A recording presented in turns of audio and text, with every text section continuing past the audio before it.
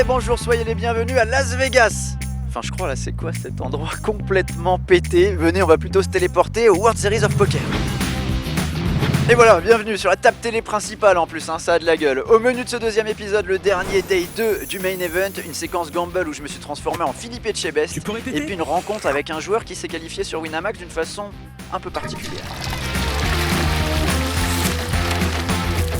On vous l'annonçait dingue, ce main event l'est. À 11h du matin, une impressionnante file d'attente s'est formée aux balises. On s'est tous demandé ce que c'était. Des joueurs qui ne savaient plus quelle était leur table? Non, pas du tout. C'est un contingent qui est arrivé pour tout simplement s'inscrire à partir du Day 2. Oui, c'est possible sur le main event. Parmi eux, il y avait le célèbre vlogueur Doug Polk. Quand il a vu la line, il a fait « Non mais laisse tomber, c'est trop long. Qui veut jouer en cash game heads up 100-200 du côté du Paris ?» Mais ce tournoi est trop beau et on a bien retrouvé l'ami Doug du côté des tables quelques heures plus tard. Avec cette embellie finale, c'est un prize pool de plus de 80 millions de dollars qui a été formé.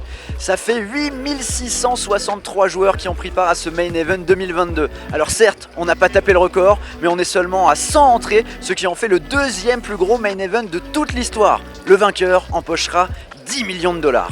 Cette phase d'introduction a malheureusement été fatale à Pierre Calamusa, mais parmi les hommes de tête, on retrouve un certain Bryn Kenny. C'est tout simplement le mec qui a gagné le plus d'argent de toute l'histoire du poker en tournoi. Il y a aussi les joueurs du team Winamax, Adrian Mateos, tout sourire, et une Gaëlle Bowman qui a réalisé une remontada de l'espace alors qu'elle était partie avec seulement 30 000 jetons. Tout ce petit monde rejoindra demain les 1260 qualifiés des Day 2 A, B, C. La course pour l'argent va enfin pouvoir débuter. Les choses sérieuses débuteront à l'occasion du Day 3 sur le main event. Ce sera malheureusement sans Guillaume Diaz, éliminé. Le joueur du team Winamax en a profité pour me lancer un défi particulièrement salé dans la séquence gamble. Bon, on sait tous que t'aimes bien manger, mais est-ce que tu sais cuisiner? Je te mets au défi d'aller nous faire une petite bouffe dans un resto gastronomique, magnifique, à Vegas. Qu'est-ce que c'est que ce merdier? J'arrive pas à mettre le gant déjà. Qu'est-ce que c'est que ce merdier? Il y en a des surgelés très bons, hein. C'est chaud, non, ça va pas, ils se moquent de moi tous. Oh non. Défi accepté, et j'ai pas choisi un fast-food, je suis dans un super restaurant. Partage sur Spring Mountain Road avec le chef Yuri.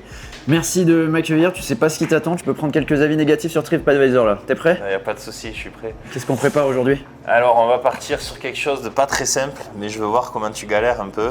Donc, c'est quoi? Donc on va faire des macarons à la betterave. Pour des macarons, on va toujours commencer avec un sirop. T'as du sucre, semoule, avec de l'eau. J'arrive pas à mettre le gant déjà.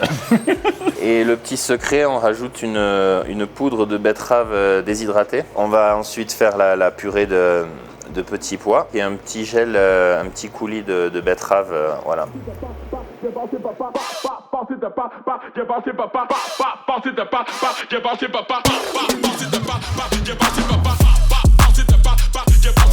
C'est moi qui l'ai fait. Et voilà. Et en plus chez moi j'adore cuisiner, mais là je t'assure que me dire que ça va être bouffé par des gens que je connais pas, ça me met une pression phénoménale. Parfait. Donc là on va la mettre à fond. Il a dit parfait. Ça c'est une merde ça.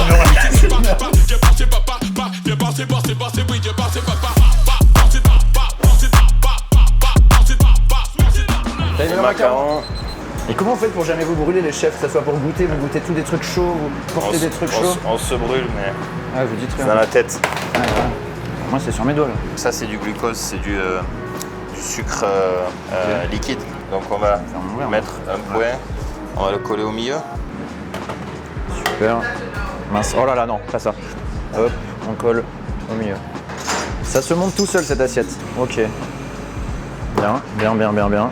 J'en profite qu'il se soit barré, je m'en mets un peu plus. Bon, je prends le mien. Hein. Regarde, il tourne, ça fait comme une table de mixage. Hop. Super. Et la poudre de betterave. oh non.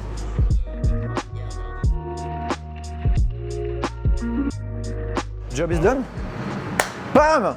Alors, défi relevé, plat réalisé dans un grand restaurant. Let's go! Bon, il paraît que le restaurant affiche complet ce soir, j'espère que je vais pas créer d'indigestion. Quoique, ça pourrait peut-être permettre de créer de nouvelles belles histoires, comme celle d'Alexandre, qualifié pour le main event dans de drôles de conditions. Regardez. L'histoire elle est un petit peu drôle, j'étais au travail, j'ai pris une pause toilette et j'ai lancé 2 expressos et là le jackpot est tombé et l'histoire elle a commencé.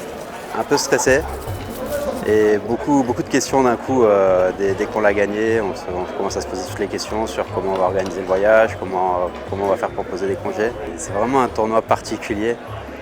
Il y a beaucoup de monde, il y a beaucoup d'engouement, on a beau le préparer, on a beau s'entraîner, quand on y est, il n'y a rien à voir.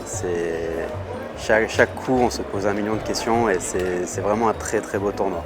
C'est un tournoi à faire au moins une fois dans sa vie, c'est fou. Les expressos aux toilettes, il faut y aller, on peut le faire rapidement. L'express chiotte, ouais. Et malheureusement, Alexandre a été éliminé du main event, mais bravo à lui, il a fait une belle place payée sur un autre petit tournoi à 250 $ du côté du Paris. Allez, c'est la fin de ce 2e flash des WSOP, on se retrouve dès demain pour le Day 3 qui verra tous les joueurs être réunifiés. Salut!